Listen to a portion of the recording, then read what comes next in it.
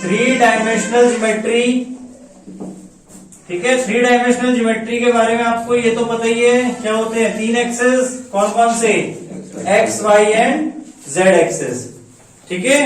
अब इसमें direction cosines और डायरेक्शन रेशियोज का मीनिंग क्या है, ध्यान से देखो।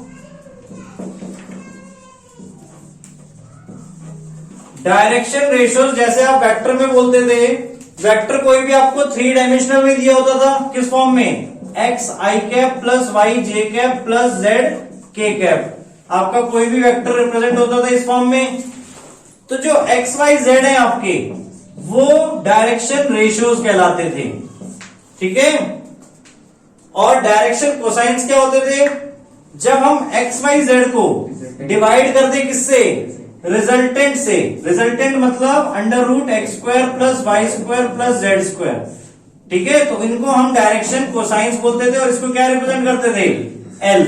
ऐसे ही एम क्या होता था आपका, Y upon under root X square plus Y square plus Z square, और एन क्या होता था, Z upon under root X square plus Y square plus Z square.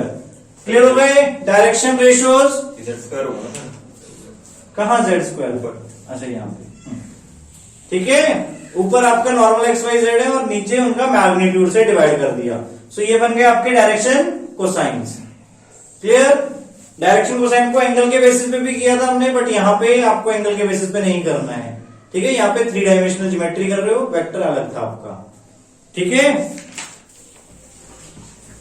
Now अब आगे देखो, relation between the direction cosines of a line, page number 465 पे, कि अब देखो एल एम और एन, इनका क्या होगा, तीनों का स्क्वायर का सम इक्वल्स टू 1 होगा, क्योंकि अगर आप ध्यान से देखो ये क्या है, बेसिकली यूनिट वेक्टर के पार्ट है। क्लियर। तो यूनिट वेक्टर का अगर आप मैग्नीट्यूड निकालोगे तो क्या आएगा, 1, तो वही चीज। Clear. L square plus M square plus N square equals to 1, ठीक है। नाउ इसके बाद टॉपिक देखो 11.2.2, direction cosine of a line passing through 2 points. अब सपोज आपको एक लाइन बोली है पासिंग थ्रू 2 पॉइंट्स, अब इसका डायरेक्शन कोसाइन बनाना है। इसका पॉइंट है x1, y1, z1, और दूसरा point x2, y2, z2। Clear. तो इसके पहले तो डायरेक्शन रेशियोज क्या बनेंगे, direction ratios x2 minus x1, y2 minus y1, z2 minus z1। यहां पे हमें वेक्टर के फॉर्म में रिप्रेजेंट नहीं करना है। क्लियर। थ्री डायमेंशनल में आप अगर कोई पॉइंट को डिनोट कर रहे हो तो कैसे करोगे, कॉमा करके ना। क्लियर। x, y, z, तो वैसे ही हमें यहाँ पे डायरेक्शन रेशियोज हमने ऐसे रिप्रेजेंट की। अब इनका डायरेक्शन कोसाइन बताना है, तो डायरेक्शन कोसाइन बताने के लिए हमें क्या करना पड़ेगा, इनके तीनों के स्क्वायर के सम का पूरा रूट निकाल के डिवाइड करना है। आई चीज समझ में। अगर आप पहले वाले का निकालना चाहते हो तो क्या बन जाएगा, x2 minus x1 divided by under root x2 minus x1 का square plus y2 minus y1 का square plus z2 minus z1 का स्क्वायर। आया समझ में। इसी तरह जब y2 माइनस y1 कर देंगे, अपॉन में आपका ये सेम रहेगा, z2 minus z1 upon this. Clear. तो अगर 2 पॉइंट्स का डायरेक्शन कोसाइन निकालना है तो इस वे में, अगर सिंगल पॉइंट से निकालना है तो इस वे में आपका। क्लियर।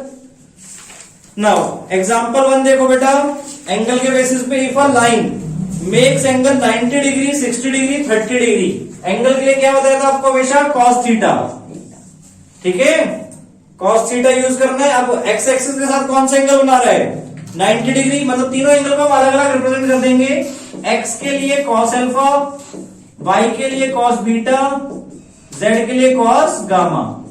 अब x के साथ कौन सा एंगल बना रहे हैं, 90, cos 90 की वैल्यू 0, ठीक है। cos बीटा, y के साथ कौन सा एंगल है, 60, cos 60 की वैल्यू 1/2। उसके बाद z के साथ cos 30 की वैल्यू cos 30 1/√3/2, ठीक है।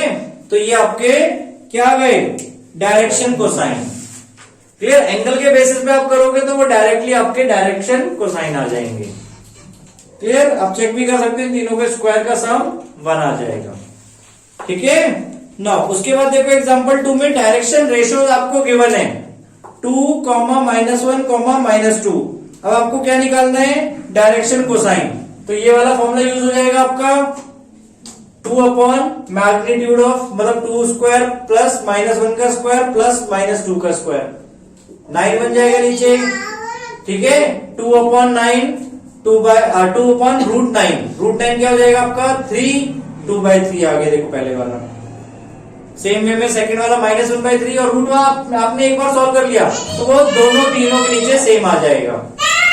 ठीक है, एग्जांपल 3 में देखो डायरेक्शन कोसाइन निकालना है आपको और 2 पॉइंट दिए हुए हैं, तो ये वाला फॉर्मूला हम यूज करेंगे x2 - x1, ठीक है, अपॉन उसका मैग्नीट्यूड।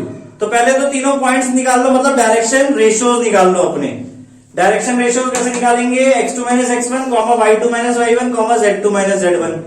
क्लियर? तो वो क्या क्या हो जाएगा आपका -1 माइनस ऑफ -2 यानी कि 3 बन जाएगा। क्लियर? ये वैल्यू 3 आ गई उसमें। उसके बाद y2 - y1 में क्या हो जाएगा 2 -4 -2। उसके बाद z2 - z1 3 + 5 8 हो जाएगा।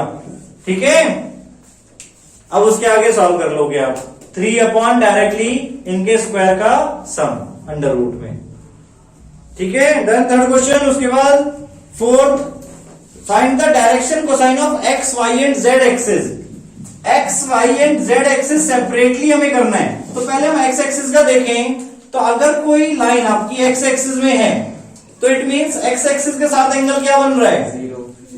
x के साथ 0 डिग्री बन रहा है एंगल, y के साथ 90 डिग्री, यानी कि इसमें cos 0 डिग्री।